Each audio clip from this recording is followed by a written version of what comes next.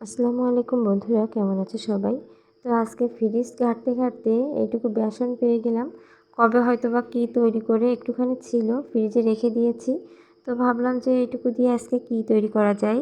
তো এটা দিয়ে আমি আজকে সন্ধ্যার নাস্তায় কয়েকটা পেঁয়াজ বানিয়ে ফেলবো। তো 2টা পেঁয়াজ কুচি করে কেটে নিয়েছি, 2টা পেঁয়াজ দিয়ে দিলাম।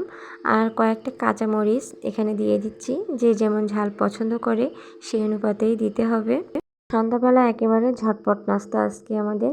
তো এখানে খুব সুন্দরভাবে মেখে নিচ্ছি। আর আমি কিন্তু সামান্য একটু কর্নফ্লাওয়ার দিয়েছিলাম এটাকে মুচমুচে করার জন্য। আর কড়াইতে তেল গরম দিয়ে দিয়েছি। তেলটা একটু গরম হলেই এইগুলোকে দিয়ে দিচ্ছি পেঁয়াজের মতো করে।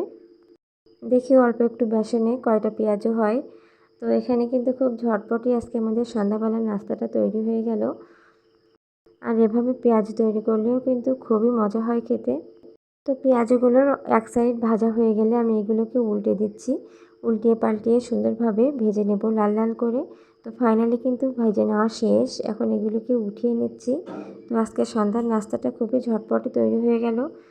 আর পেঁয়াজগুলো কিন্তু খুবই মুচমুচে হয়েছিল আর খেতেও কিন্তু অনেকটাই সুস্বাদু হয়েছিল। তো সবাই ভালো থাকবেন, সুস্থ থাকবেন। সবাইকে শুভ সন্ধ্যার শুভেচ্ছা জানাচ্ছি। আল্লাহ হাফেজ।